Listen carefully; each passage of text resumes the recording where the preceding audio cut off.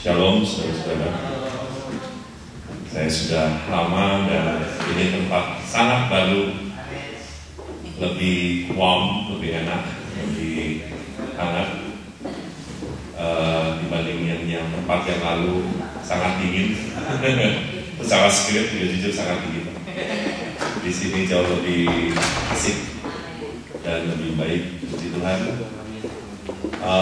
Ada banyak hal yang maksudnya terjadi dan saya rasa ini membawa kebaikan bagi kita semua dan saya juga merasa Tuhan itu tetap setia dan tetap percaya bahwa setiap anak-anaknya ini terus Tuhan berkati.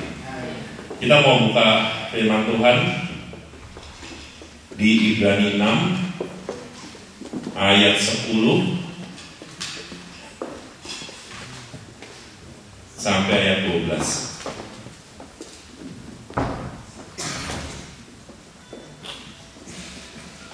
Saya mulai. Sebab Allah bukan tidak adil sehingga Ia lupa akan pekerjaanmu dan kasih-Mu yang kamu tunjukkan terhadap namanya dan oleh pelayanan kamu kepada orang-orang kudus yang masih kamu lakukan sampai sekarang. Tetapi kami ingin supaya kamu masing-masing menunjukkan kesungguhan yang sama untuk menjadikan pengharapanmu suatu milik yang pasti sampai pada akhirnya, agar kamu jangan menjadi lamban, tetapi menjadi penurut-penurut mereka yang oleh iman dan kesabaran mendapat bagian dalam apa yang dijanjikan oleh Allah. Ya, kita kadang-kadang merasakan bahwa sekarang ini kondisi semuanya sudah sangat berbeda dan menyebabkan kadang-kadang hidup kita ini selalu berpikir dengan apa yang nyata di bumi ini. Dan tadi pagi saya dapat dia di sini udah siang ya. Tadi pagi di Indonesia. Ya, tadi pagi di Indonesia saya dengar khotbah dari salah satu pemimpin kami, Pak Petrus Agung. Dia cerita ternyata setelah sekian lama sudah banyak orang-orang itu yang sudah tidak percaya lagi untuk bayar perpuluhan. Dia tidak percaya lagi banyak dengan apa yang dia harus lakukan dan tabur dan lain-lain. Dan itu sebetulnya karena kita ini terlalu banyak melihat apa yang terjadi di bumi dan benar-benar setiap realita dan logika yang terjadi itu menyebabkan kita ini nggak bisa melihat Tuhan lagi. Tapi waktu tadi pagi Pak Petrus Agung menjelaskan secara baik bahwa kadang-kadang kita harus belajar seperti Abraham. Abraham itu di Alkitab diceritakan bahwa dia kembalikan perpuluhan itu kembali ke Tuhan. Dan itu sebetulnya menyebabkan perjanjian Tuhan itu kembali diingatkan kepada Tuhan. Bahwa akan ada banyak janji Tuhan itu yang akan jadi dalam hidup kita. Dan saya merasakan kadang-kadang hidup kita ini selalu bertanya bahwa kapan sih janji Tuhan itu akan jadi sama kita? Kapan sih semuanya itu akan jadi secepat mungkin? Saya dulu tuh tidak pernah berpikir. Sekarang ini kita akan pindah nanti yang di Indonesia itu saya mengembalakan salah satu gereja di bawah satelitnya, maksudnya di bawah gerejanya Pak Petrus Agung. Kita waktu awal mulanya kita starting dari cuma 5 orang, dan itu sebetulnya buat saya tidak ada salah satunya kemungkinan untuk gereja menjadi besar karena saya melihat semuanya tuh seperti udah berantakan dan hancur. Dan di waktu itu pemimpin kami dia bilang, meskipun ada 5 orang datang ke gereja itu, kamu tetap harus pimpin kebaktian setiap minggu. Saya bilang itu benar-benar kerjaan yang sebetulnya sangat kita nggak suka, karena biar bagaimanapun waktu gereja itu ditinggal sama pemimpin yang dulu itu buat saya meninggalkan banyak hal yang sebetulnya nggak enak. Tapi di situ saya cuma belajar dan saya cuma melihat, saya nggak pernah berpikir waktu itu. Tapi ada satu janji Tuhan, ada seorang hamba Tuhan pernah berdoa buat saya.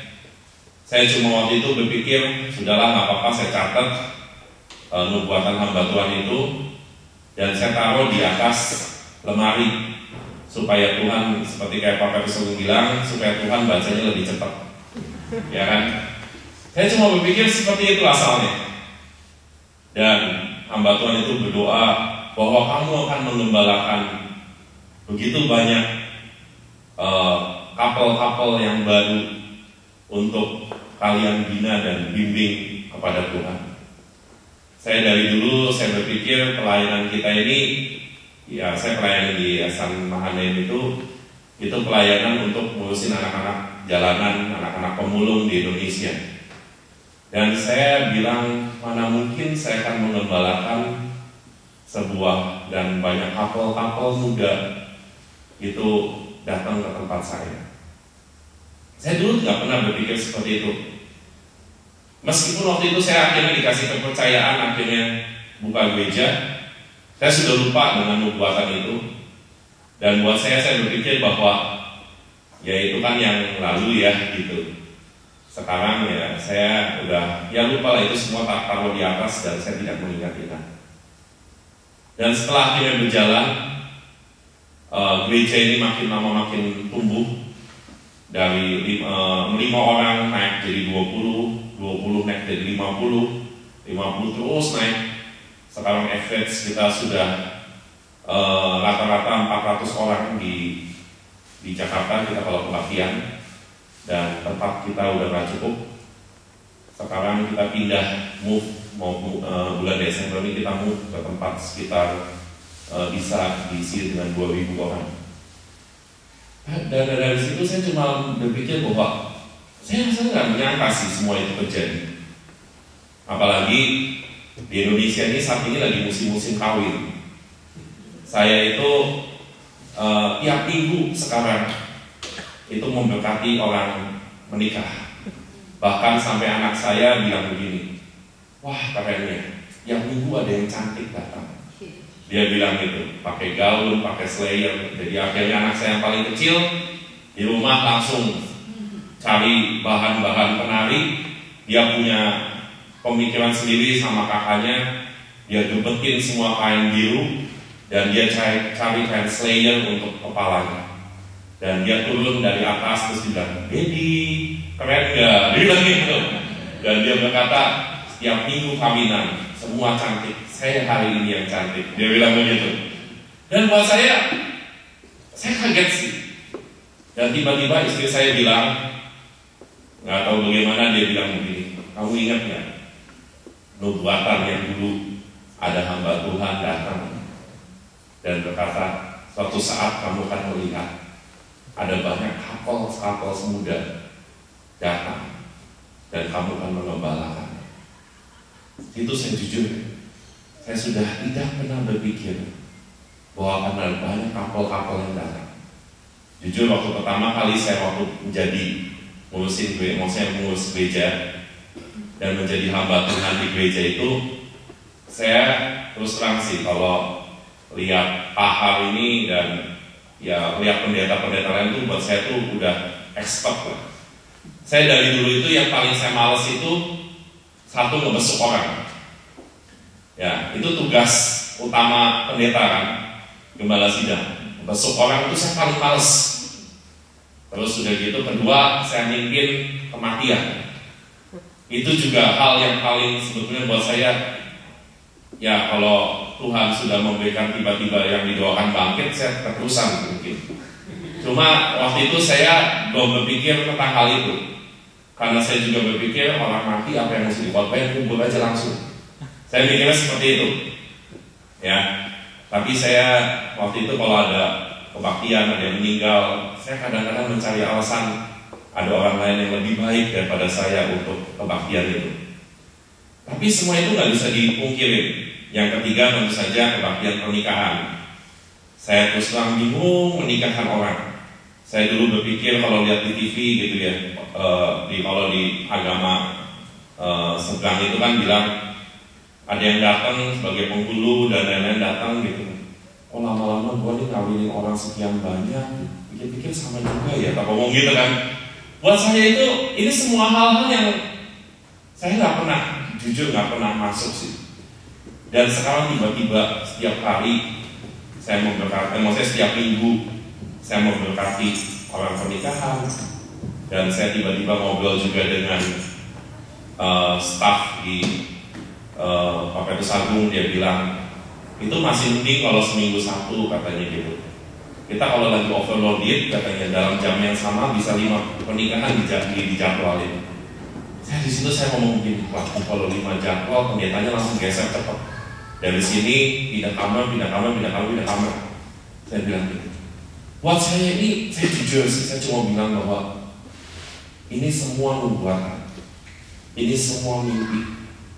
Yang kadang-kadang saya cuma ngomong gini, Tuhan dulu, saya nggak pernah sih ini akan terjadi. Karena buat saya ini semua hal-hal yang sebenarnya ya jauh dari pikiran saya. Tapi Tuhan itu berkata, Tuhan itu bukan gak lupa dengan setiap apa yang kita kerjakan.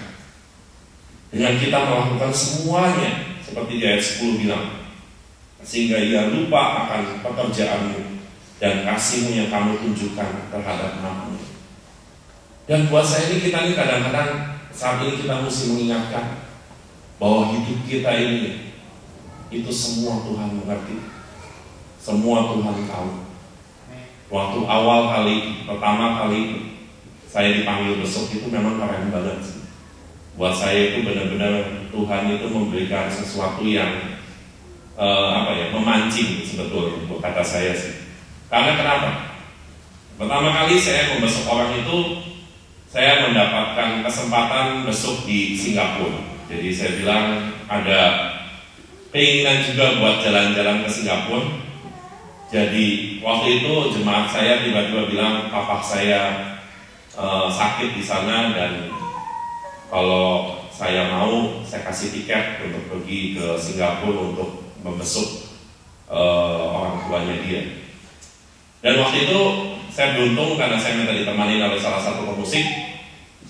Dan buat saya juga ya pertama kalinya saya udah gak mikirin sih. Jujur saya gak mikirin besok, cuma kepikirnya apa, seneng gue pergi ke Singapura nih, udah lama gak ke Singapura. Dia bilang, saya bilang gitu. Akhirnya hari H disuruh milih lagi, mau naik Garuda atau naik SQ. Saya bilang ya, kalau suruh milih ya saya milih SQ. Saya bilang gitu, sejak kapan saya istilahnya mau naik Garuda kalau ya ada yang lebih baik gitu kan. Dan saya waktu itu, kita udah happy-happy. Dan waktu di perjalanan di pesawat itu, salah seorang saudaranya bilang begini, Pak, Bapak nanti mau doain saudara saya itu, Bapak udah dapat apa? Terus saya ngomong gini, dari kemarin saya sudah doa, tapi saya belum dapat apa-apa. Nah lu, dia ngomong, nanti gimana? Ya salah sendiri kamu manggil saya. Saya bilang begitu kan. Saya jujur, saya nggak ngerti. Saya sampai ngomong gini, Tuhan, bentar lagi udah gue mau doain. Ini kok nggak ngomong apa-apa, kalau ngomong begitu kan. Ini kok gimana? Terus udah gitu saudaranya ngomongin, perlu diketahui ya, bahwa omnya itu sakit kanker, sudah stadium tinggi, dan itu susah disembuhkan. Dia ngomong begitu. Dan dia kadang-kadang marah. Dan udah banyak pendeta-pendeta ngetop dipanggil. Dan semuanya cepat-cepat 5 menit suruh pulang. Terus saya bilang begini, bagus 5 menit, gue bisa shopping. Bakal ngomong gitu. Beneran, bilang. Dia makin saudaranya bilang, oh iya bener ya. Jadi kita shopping habis didoain, kamu doain orang. Ya begitulah shopping, kita mikir gitu. Saya datang ke apartemennya, dan di situ anaknya juga ada di situ. Terus anak juga pesen-pesen, Pak, ngobrol bisnis dulu deh, setengah jam lah paling lama lah Pak. Gitu. Papa saya senang bisnis, dia ngomong begitu. Tapi setengah jam Bapak selesai langsung pulang. Dia bilang puji Tuhan, dikonfirm lagi cuma setengah jam. Ya 5 menit jadi setengah jam, puji Tuhan lah. Saya bilang masih ada waktu panjang buat saya bisa jalan-jalan. Dan tiba-tiba saya ngobrol di sana, anaknya juga karena agamanya masih belum Kristen, jadi anaknya juga bilang bahwa ini pendeta plus pengusaha. Jadi kita ngobrol dulu bisnis, macam-macam 15 menit, terus kita bilang, yuk kita doa sebentar yuk, saya bilang begitu. Papanya udah mulai suka sih, Tapi ya karena dia masih belum kenal, dia masih curiga-curiga sama saya.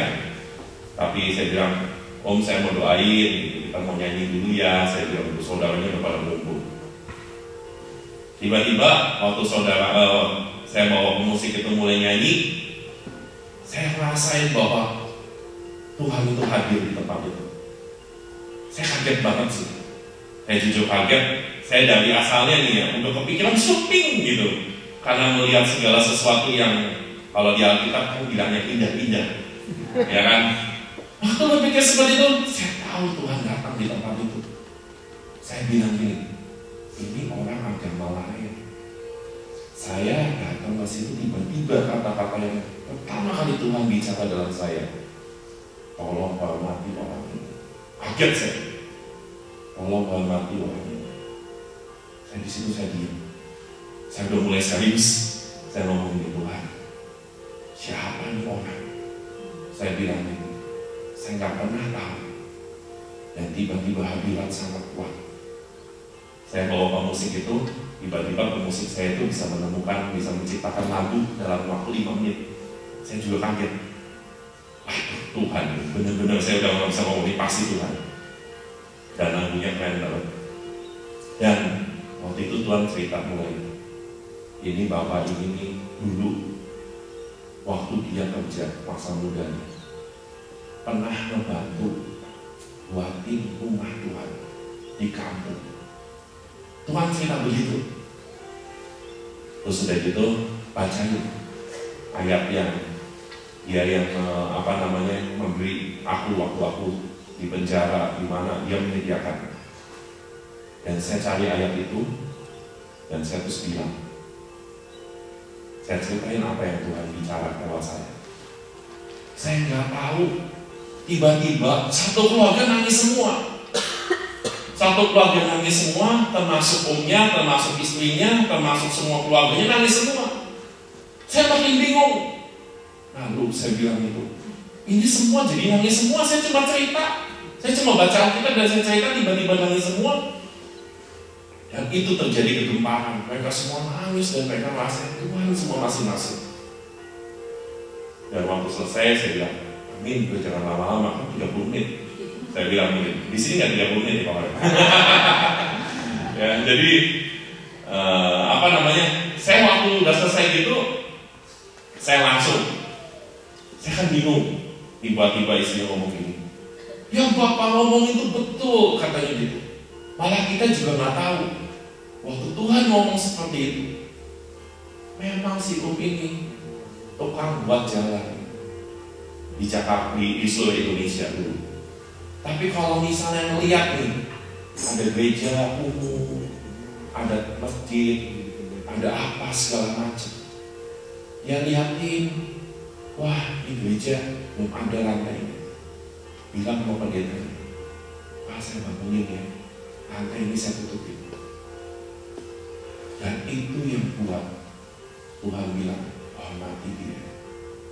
Dia sampai ngomong begini, saya nggak ngerti ya Pak. Ternyata dulu waktu saya pergi ke desa-desa, bangun jalan sebetulnya itu dengan proyek bisnis dan menguntungkan. Tapi Tuhan itu hitung semuanya. Dan waktu dia buat seperti itu, sekarang saya merasakan bahwa Tuhan menghargai apa yang saya lakukan. Dan saya benar-benar merasakan cinta Tuhan dan kasih Tuhan lagi. Bahwa Tuhan itu tidak mati. Bahwa Tuhan yang orang Kristen itu hidup. Saya diajak ngobrol sampai 3 jam, saudara-saudara. Sampai bilang, Tuhan, gue mau shopping, jatuh shopping gue hilang. Gak bilang begitu. Dia seneng banget. Sampai anaknya bilang, Pak, ingat makan ya Pak. Jangan lupa makan Pak. Ntar dulu, lagi seru. Dia ngomong gitu. Dia cerita semua. Dia bangun jalan, dia cerita semua apa yang dia lakukan. Saya cuma bilang begini, gue juga lapar. Masa perlu gak lapar-lapar gitu kan ya. Terus sudah gitu, pokoknya orang sakit benar-benar tiba-tiba punya semangat yang kuat. Dia sudah nangis, semua udah macam-macam. Sampai saya 3 jam itu, saya bilang ya sudahlah, puji Tuhan, saya bilang begitu kan. Tapi buat saya ini, saya melihat Tuhan itu benar-benar hidup. Waktu lihat orang itu berkata, Tuhan itu tidak mati. Orang Tuhan, orang Kristen tidak mati. Saya dulu berpikir saya bangunin gereja itu cuma hanya berpikir apa? Kasihan lihat pendetanya. Tapi ternyata itu membangunkan dan menyediakan rumah Tuhan. Dan Tuhan berkata, ini orang, hormati dia. Karena dia pernah menyediakan buat aku pribadi rumahnya. Dan ternyata dia cerita juga. Itu dalam satu kampung dia itu sangat terkenal. Karena dia itu suka bantuin orang. Jadi orang-orang yang gak mampu, yang gak punya baju, gak punya apa, dia kasih baju. Terus orang yang gak punya kerjaan, ayo datang kerja sama saya, tinggal di rumah saya. Orang yang gak punya duit, nih saya punya duit, saya buat kamu modal untuk bisnis. Saya kaget, kenapa dulu gak kenal sama dia cepat-cepat, saya bilang gitu. Ya kan? Dia banyak banget. Terus sampai dibilang ini, kalau dia orang, ya kalau gak salah orang Bangka, kalau gak salah, hampir sekampung itu, satu kota itu bisa kenal namanya dia. Karena dia sudah bantu banyak orang di sana. Dan saya cuma bilang, saya benar-benar bosan ketemu dengan seseorang yang luar biasa. Bahkan Tuhan berkata, hormati dia. Dan dia terus akhirnya dia happy banget sama saya. Gak tahu karena saya begitu menyenangkan buat dia dan mungkin begitu memuaskan. Sampai akhirnya saya setelah dia pulang ke Indonesia, saya dipanggil. Dan dia sangat suka dengan saya. Karena dia berpikir bahwa pendeta-pendeta lain itu mungkin ya cuma ngomong apa segala macam. Dan dia gak ngerasain. Ya saya juga terus terang sih, saya bercanda sama saudara dia, saya ngomong gini.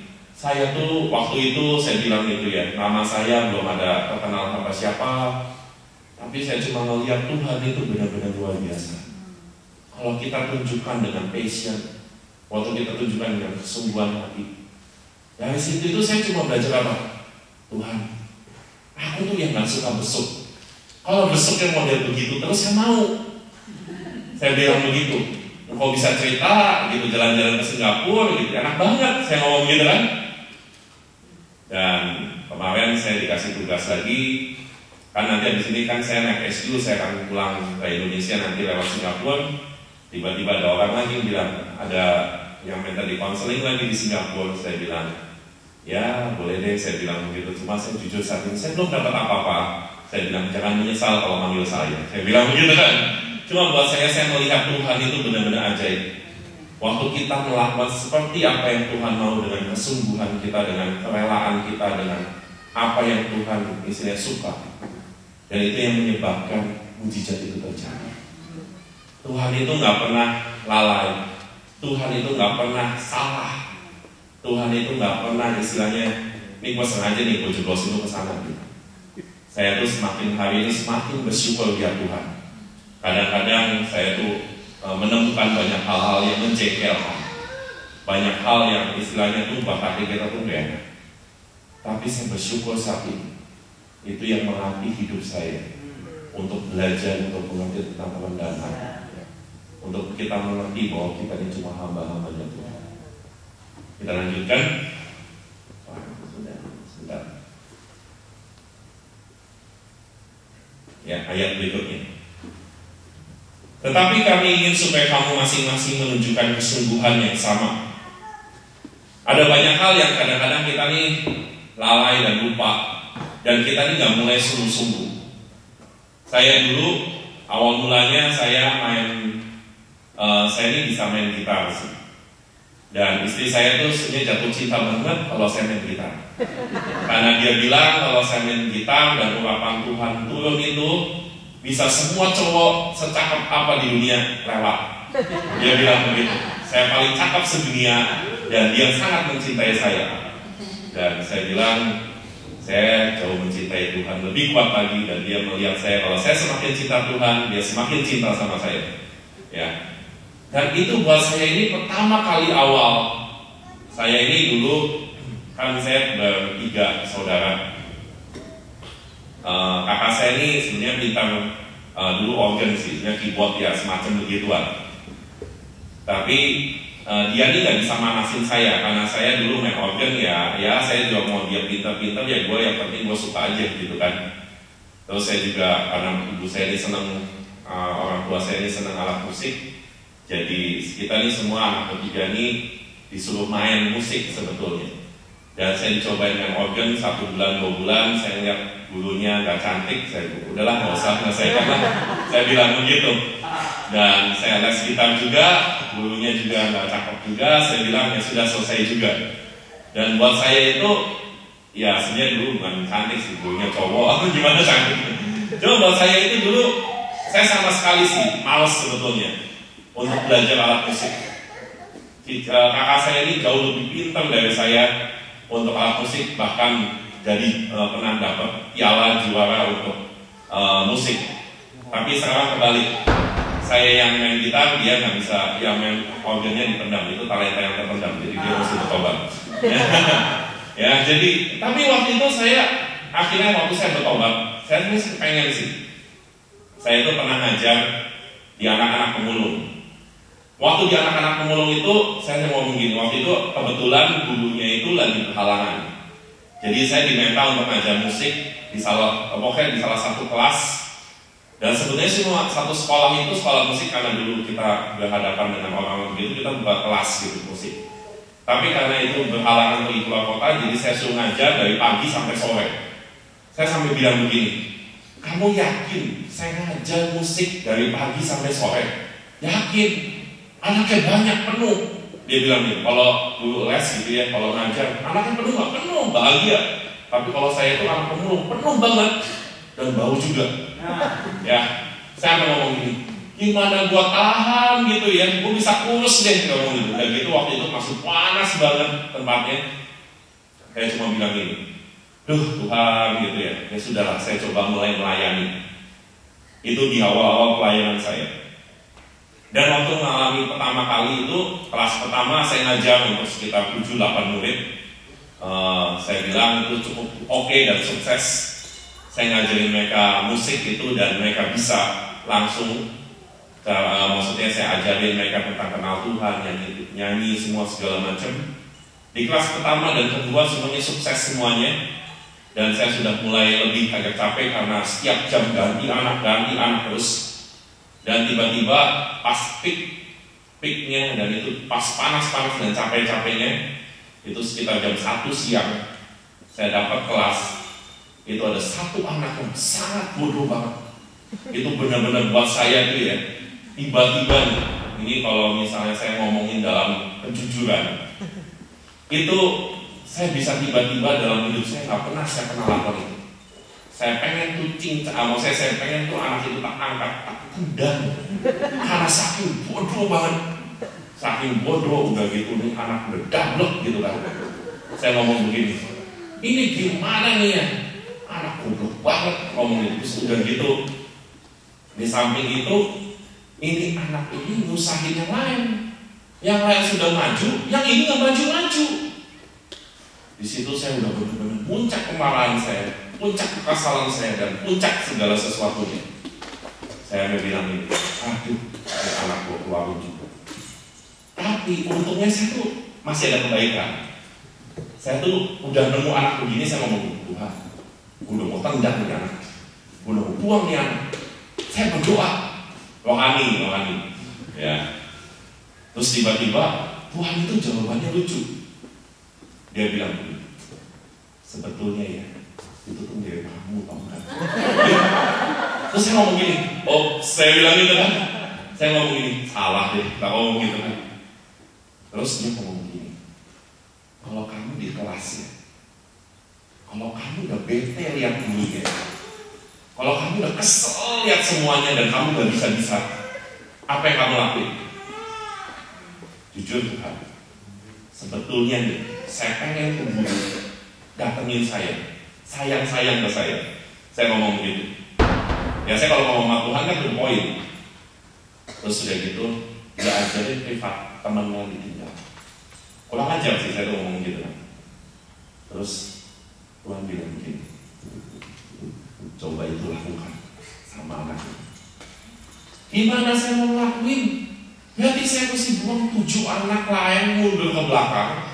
Saya panggil anak ini maju ke depan, dan saya akan meninggalkan istilahnya kurikulum Untuk anak semua 8 anak ini bisa, demi 1 anak. Cuma saya waktu itu saya bilang gini, saya coba berpikir ya, Pak Kudus sudah bilang begitu. Sampai saya bilang, sini. Kamu ya, pindah, duduk depan. Saya bilang begitu, sambil masih kesel. Nih, saya ajarin dia pelan-pelan. Saya mulai ajarin dia pelan-pelan. Saya pegangin tangannya main gitar. Saya bilang, ini caranya memetik ini seperti ini. Dan saya terus pelan-pelan ajarin. Dan tiba-tiba dalam waktu cuma paling lama 5 menit, ini anak bisa menyesuaikan dengan apa yang lain sudah lakukan. Saya di situ kaget banget sih. Saya cuma ngomong gini, Tuhan, aku ini jujur sih, aku tuh gak punya pengertian dan kesabaran. Kalau nggak Tuhan sendiri aja kepada saya. Dan saya benar-benar bersyukur sih lewat peristiwa itu ya. Sekarang ini kita punya sekolahan, dan sekolahan kita ini sudah sekitar 3.000 anak di sana. Ada anak pemulung, ada anak-anak staff, anak-anak saya juga, dan anak-anak umum. Dan saya tuh jelasin sama mereka, bukan anak yang buruk, tapi bagaimana kita harus menempatkan kita jadi pengajar. Dan saya juga terus terang waktu itu, saya cuma bilang begini, Tuhan, saya benar-benar belajar menunjukkan kesungguhan saya. Waktu saya awal pertama kali main musik, dulu saya terus terang bilang, main kita tuh sakit banget tangan. Jujur waktu itu gurunya pernah ngajarin saya bilang ini guru ngajarin saya ini hal-hal yang gak berguna. Saya pengennya kalau main musik itu bisa nyanyi. Kenapa sekarang main musik cuma belajarnya do sampai do lagi, gak naik-naik, saya ngomong gitu. Dan dari situ saya mulai belajar di gereja. Gereja itu ada yang sekolah tiba-tiba kita kebutuhan musik utuh, jadi dia ngajarin saya main gitar. Dan dia ajarin saya. Dan setiap hari ini saya main musik terus. Di situ setiap hari saya belajar. Kalau misalnya hari Sabtu, waktu itu kan kita kebaktiannya hari Sabtu karena anak muda. Jadi setiap Sabtu itu kita kalau sebelum Sabtu itu saya belajar terus musik. Dan ini yang menunjukkan kesungguhan saya. Untuk saya bilang ini, Tuhan, saya pengen jadi pemusik yang Engkau. Dan sampai sekarang saya cuma melihat Tuhan itu benar-benar ajaib. Bahkan dalam hidup saya dan pribadi saya, kalau saya main musik sebegitu kuat dan hadirat Tuhan itu turun. Bahkan sampai kemanisan Tuhan itu turun. Lidah saya ini bisa mengucap kemanisan Tuhan. Saya sampai waktu itu mikir, gua ini gak makan apa-apa. Gua tadi minum air putih doang. Dan saya sudah menyembah Tuhan 1 jam. Tapi kenapa lidah saya bisa tiba-tiba sangat manis seperti makan madu? Saya di situ ngerti. Itu sebetulnya yang dari Tuhan. Dan di situ saya tunjukin kesungguhan saya. Ada satu anak Mahanaim itu yang sekolah kita ini, kita kan juga belajar seperti tadi ada penari dan ada pemain gendang dan lain-lain. Ada satu anak ini, sebetulnya anak ini juga sangat parah sih. Kalau di musik itu ngerti bahwa kadang-kadang setiap kita nih ada yang namanya ketukan. Dan main banner itu sebetulnya juga ada ketukan sih. Ini anak cukup lumayan besar juga badannya. Terus sudah gitu, waktu dimulai pelajaran main banner, terus mau kita mulai belajar main banner, ini anak ini selalu ngerusak sama yang lain. Karena ketukan paling kacau dan dia buat kacau semuanya. Dan tiba-tiba dia ngomong begini, dia punya kerinduan, Tuhan, saya pengen jadi pemain banner.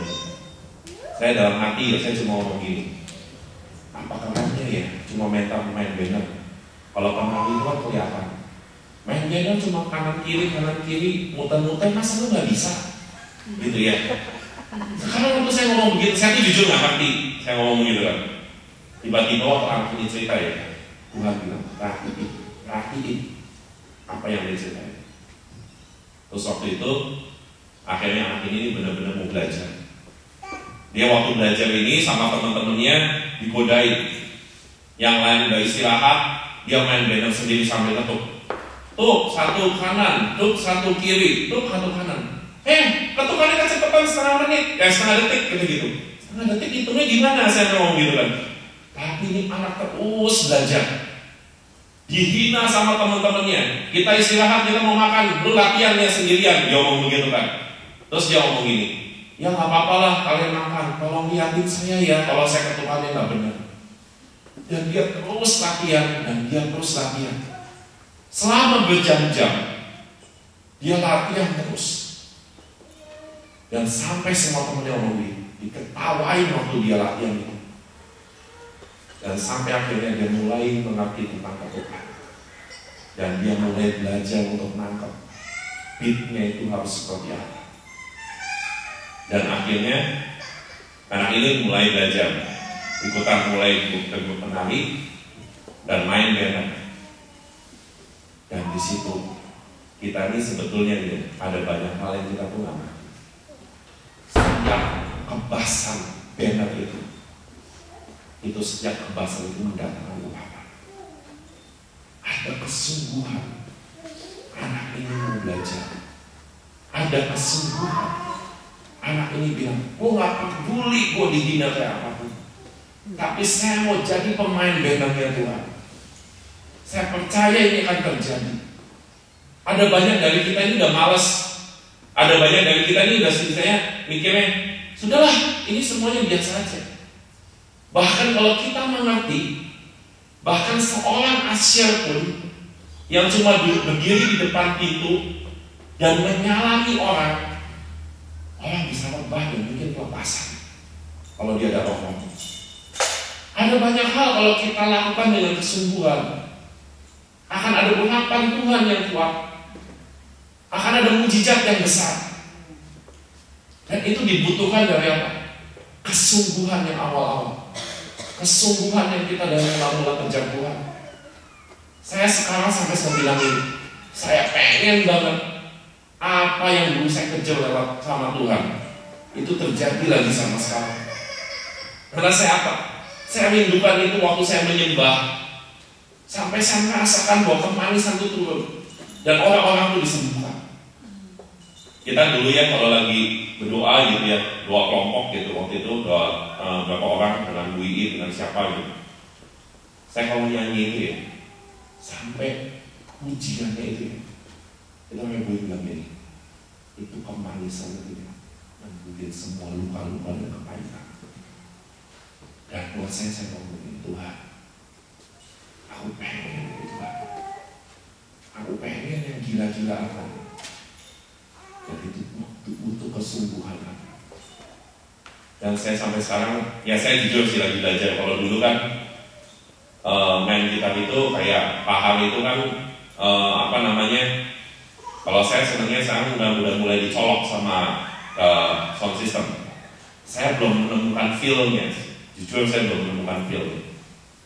Tapi saya cuma ngomong sih, someday saya pengen nyanyi dan semua orang dilawat. Setiap orang kepahitan itu merasakan kemanisan yang dari Tuhan. Kita harus punya mimpi itu. Kita harus punya sesuatu yang kita inginkan. Sampai kita melihat lawatan Tuhan itu jadi. Sampai kita merasakan bahwa apa yang Tuhan janjikan dalam hidup kita ini kembali dipulihkan. Ya.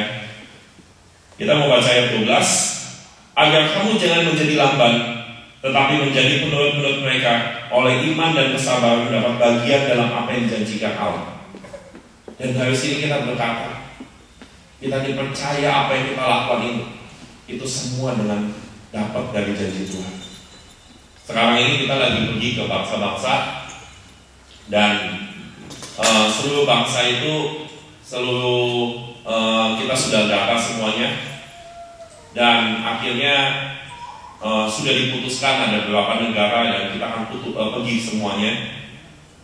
Dan sebetulnya pemimpin kami itu buat sesuatu hal yang sebetulnya buat saya ini memang agak susah sih. Tapi kita percaya bahwa Tuhan ini sangat luar biasa dan benar-benar sangat ajaib.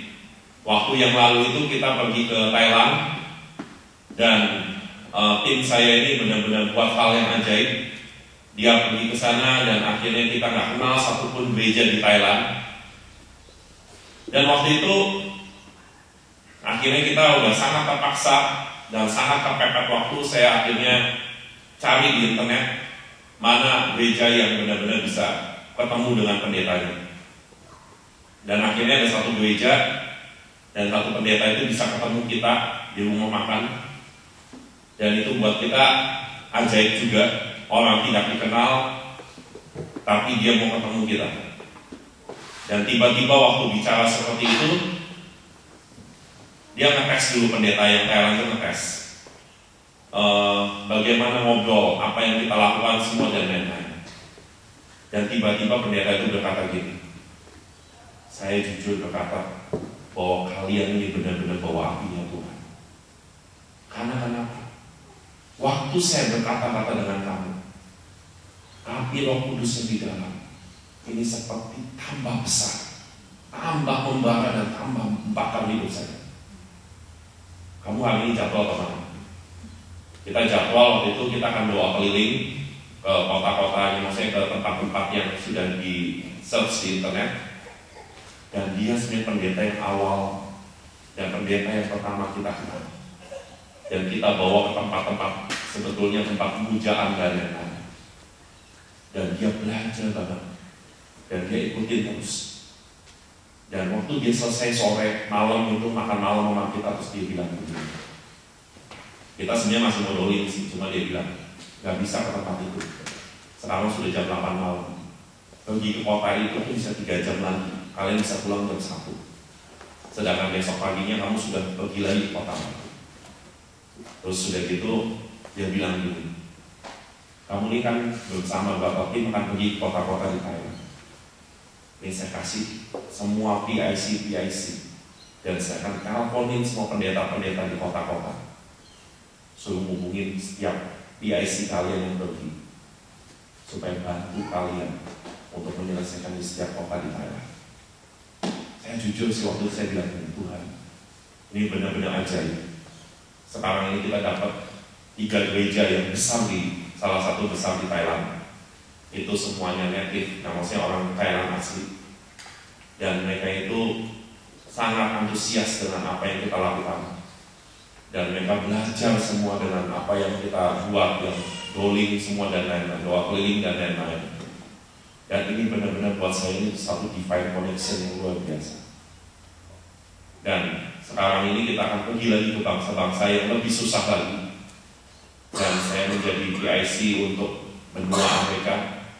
Dan saya ngatur semua dan laporan-laporan saya mesti atur semua yang pembuatan visa dan lain-lain. Dan saya melihat bahwa ini kayak Tuhan ini benar-benar di bangsa-bangsa. Ada satu tim tadi pagi saya dengar laporan. Dia sudah pergi ke salah satu bangsa di Amerika Latin, di Amerika Tengah. Itulah persisnya namanya pulaunya, namanya negara Barbados. Dan waktu pertama kali dia ke sana itu, dia jujur dia nggak punya kenalan sama sekali, dan dia tidak ngerti sama sekali. Dan akhirnya saya terima laporan, saya belum tahu karena dia belum pulang. Dan tadi saya bosan terima laporan. Dia sudah masuk ke salah satu sekolah Freemason, Illuminati, Antikris di sana. Dan kita bawa gelang tulisannya IMC. Dan kita bagiin gelang itu ke sekolah itu. Gurunya semua kita bagiin semua. Dan diajarin berdoa, selamatkan kamu. Dan saya cuma bilang ini ajaib sekali. Dan tiba-tiba dia ketemu sama wartawan radio. Dan tiba-tiba dia berkata, kalian orang asing di sini. Karena di sana banyaknya orang bule atau orang hitam. Dan terus sudah gitu dia berkata, kamu orang asing di sini ngapain datang ke sini? Terus dia wawancara. Dan dia wawancara dia bilang, wartawan bilang, ada orang gila datang ke tempat ini. Tapi ini benar-benar sangat luar biasa. Dia akhirnya wawancara dan dia bilang, ini akan disiarkan di radio sebentar lagi.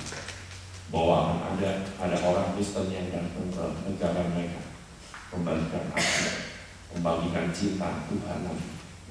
Dan buat saya bilang begini, Tuhan, Kadang-kadang jujur sih, saya nggak ngerti sih untuk semuanya. Tapi Tuhan itu selalu serius dengan apa yang kita lakukan. Waktu saya diam, waktu saya mau tidur, tiba-tiba Tuhan tuh cerita. Saya ini nggak ngerti, negara saya itu negara yang tidak terdengar juga. Saya dapat negara Belize, itu di dekatnya Meksiko, Guatemala. Pertama kali saya juga bingung, saya nggak ngerti orang-orangnya seperti apa. Saya nggak pernah jalan-jalan ke tempat itu, dan saya nggak mengerti itu gimana kotanya, negaranya seperti apa. Dan saya waktu dapat tempat itu, saya cuma bilang gini, Tuhan, aku nggak ngerti ini pergi ke situ, gimana caranya? Dan saya pertama kali, karena saya udah sering traveling, saya tahu saya mesti ngurus visanya dulu. Dan ketahuan bahwa waktu ngurus visa negara itu, di Indonesia itu nggak ada kedutaannya, konsulatnya pun nggak ada. Dan akhirnya saya selidikin, saya juga minta kakak saya nanya, karena konsulatnya ada juga di Australia, tapi di Australia dia tidak mau ngurusin, karena kita orang Asia, orang Indonesia, ngurusnya ke Taiwan atau enggak. Sebenarnya saya puji Tuhan dapat di Singapura. Jadi pulang nanti saya mesti ngurus ke Singapura untuk ngurus visa negara sana. Tapi waktu saya mau tidur itu tiba-tiba Tuhan tuh bilang, tiba-tiba dia cerita, dan dia bilang begini, kamu yang nanti pergi ke negara bawa boneka. Saya bilang begini, bawa boneka orang sebesar saya, bawa boneka yang sangat cute. Dia takut sama bonekanya atau takut sama saya nggak tahu. Saya bilang begini, Tuhan, gak salah saya bawa boneka. Saya bilang begini. Terus sudah gitu, kamu ngerti mas, ada banyak anak-anak di negara yang kamu akan datangi dan di Amerika. Itu mereka itu nggak pernah merasakan lagi tentang kasih, tentang cinta. Mereka tuh nggak pernah ngerti boneka itu apa. Boneka itu bisa dimainin. Dan saya cuma bilang ini sih, pelayanan kita ya, kalau Tuhan cerita sesuatu, berarti kita dalam track yang benar. Kalau waktu kita ngerti pelayanan kita seperti apa, dan Tuhan itu tiba-tiba cerita banyak hal. Saya di gereja juga sama. Tiba-tiba Tuhan bilang, saya pengen kamu ini lakuin. Saya pengen Tuhan, kamu lakuin. Dan tiba-tiba yang ini saya begini, Tuhan bilang, bawa boneka. Dan saya waktu itu berpikir, puji Tuhan. Saya tuh udah mulai ngajarin anak saya yang paling besar, umur 10 tahun itu, mulai ikut saya pergi ke pelayanan. Dan saya mau ajarin dia tuh untuk dia juga bisa move, pergi ke bangsa-bangsa dan jalan. Dan Roh Kudus tuh baik banget sih. Dan dia tiba-tiba ingatin, bawa anakmu ya, pergi ke sana, masuk ke semua sekolah-sekolah, bagikan gelang, bagikan alat-alat tulis, bagikan boneka, sampai mereka melihat dan mereka berdoa bahwa ada keselamatan datang. Dan saya cuma ngerasain seperti waktu itu saya datang ke Australia. Ini mungkin berpikir, saya nggak tahu saya pernah cerita apa nggak di sini. Saya dulu tuh pernah pelayanan di Australia ini ke tempat panti jompo di Australia. Itu ngunjungin oma-oma. Saya tuh dulu berpikir karena waktu itu kan saya mau penari. Jadi penari aja suruh nari, saya juga bingung karena ngomong Inggris saya agak terbata-bata. Dan apalagi itu banyak orang bulenya pasti ngomong slang Australia itu kental banget. Saya juga berpikir saya sudah susah untuk mendengarkan. Dan saya cuma ngikutin Tuhan, dan saya cuma belajar Tuhan. Saya pengen pergi ke tempat-tempat yang orang-orang gak kunjungi. Dan waktu itu saya datang ke tempat itu, saya datang terlambat sih. Dan akhirnya kita cuma dikasih waktu sebentar. Dan tapi Om itu sangat antusias untuk melihat tim tari kita itu menari. Buat saya itu, saya juga nggak melihat, ya kita udah biasa lihat tarian, dan buat saya itu biasa sih sebetulnya. Tapi itu begitu oma-oma melihat tari itu benar-benar happy semua gitu kan. Setelah waktu selesai nari, saya datengin, saya peluk, saya salamin semua. Tapi ada satu oma-oma itu, ada beberapa oma-oma yang saya datangin. Tiba-tiba tangannya dipegangin saya. Dia bilang gini, kamu di sini aja, jangan pulang. Saya bilang, waduh, saya sudah mulai dicintai dengan oma-oma. Berhasil. Cuma saya bilang, saya nggak mau tinggal di sini gitu ya. Kalau oma-omanya cantik masih oke gitu ya. Nah, cuma canda. Cuma buat saya itu, saya waktu di sana oma-omanya udah sakit, nggak bisa jalan, udah cuma tinggal di kursi roda, semua segala macam ada di tempat yang tempat tidur yang otomatis itu. Mereka bilang, jangan tinggalin saya pengen kamu nemenin saya cerita semua segala macam. Saya teruskan waktu itu saya juga masih nggak ngerti sih. Saya bilang pokoknya saya doain, saya bentar lagi pulang, saya bilang begitu kan. Ya dia ngerti sih gitu loh, maksudnya saya bentar lagi pulang terus dan lain-lain. Cuma dia tuh pengen ngobrol, dia pengen cerita. Ngomongnya aja sebetulnya sih jujur ya, dia tuh nggak bisa ngomong sih. Ada yang nggak bisa ngomong, ada yang cuma perkataan saya ngerti sih, itu semua perkataan ini, jangan pulang cepat-cepat gitu. Dan setelah semua beres, tiba-tiba ada salah satu stafnya ngomong gitu, kamu tahu gak sih, dia cerita aja sih, kamu tahu gak sih, itu si oma-oma katanya gitu, semalam ada yang nggak tidur nungguin kalian lari, katanya gitu kan. Dia ngomong sebenarnya biasa, plain aja begitu. Tiba-tiba ya Tuhan cerita sama saya. Waktu orang itu ngomong gitu, tiba-tiba Tuhan bilang, thank you ya, kamu sudah datang ke tempat ini. Saya kaget waktu Tuhan bilang begitu. Saya bilang, kenapa Tuhan? Saya bilang begitu. Kamu ngerti kan? Kamu ini menjadi kepanjangan tanganku untuk menemui semua oma-oma itu. Kamu nggak ngerti, mungkin ada berapa lama lagi itu oma-oma bisa meninggal, tapi mereka nggak pernah melihat cinta Tuhan. Sekarang ini kamu datang, kamu ngomong ke mereka bahwa Tuhan Yesus yang mengasihi mereka. Mereka bilang kami selamat. Ada mereka semua cita kesalahan sama anaknya nggak pada wujudnya, dan kamu bisa menjadi penyembuh di tempat itu. Saya kaget waktu itu di sini. Kalian ngerti kan? Mereka semalaman nggak tidur. Mereka berdoa sama aku. Tuhan, saya pengen ngeliat itu semua. Ada hiburan, ada hal-hal yang buat mereka senang. Dan saya cuma ngomong, Tuhan, thank you buat kepercayaan, buat semua kesempatan yang kau berikan kepada saya. Sebetulnya jujur ya, saya ini cuma hanya ikut-ikut. Saya cuma bingung gitu loh kalau melihat ini semua. Cuma waktu Tuhan bilang thank you, buat saya ini ya, itu seperti everything dalam hidup saya. Dan saya bilang, Tuhan, aku benar-benar bersyukur dan bersyukur melihat kebaikan. Saya orang yang biasa-biasa aja. Saya orang yang cuma ikut-ikutan, tapi memberi kesempatan yang sedemikian hebatnya. Ada banyak hadiah yang akan menanti kita. Akan ada banyak reward yang menunggu kita. Asal kita cuma mau, Tuhan, aku mau ikuti apa yang Kau mau. Kita mengikuti semua yang seperti apa yang Tuhan suka. Itu yang menjadikan hidup kita berarti. Saya mau panggil pemusik. Kita mau berdoa dan kita minta anugerah Tuhan supaya kita dapat ini tepat seperti apa yang Tuhan mau. Kairos Tuhan dalam hidup kita.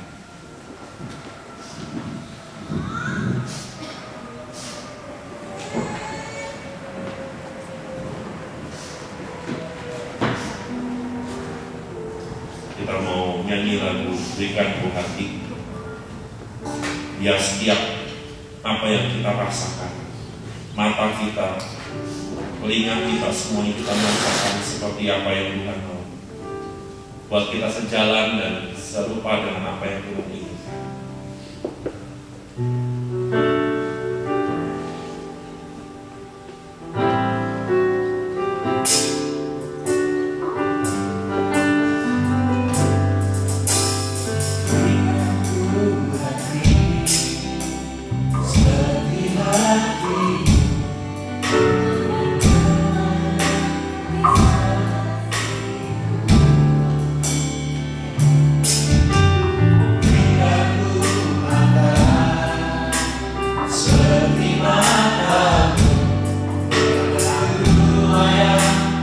sekelilingku.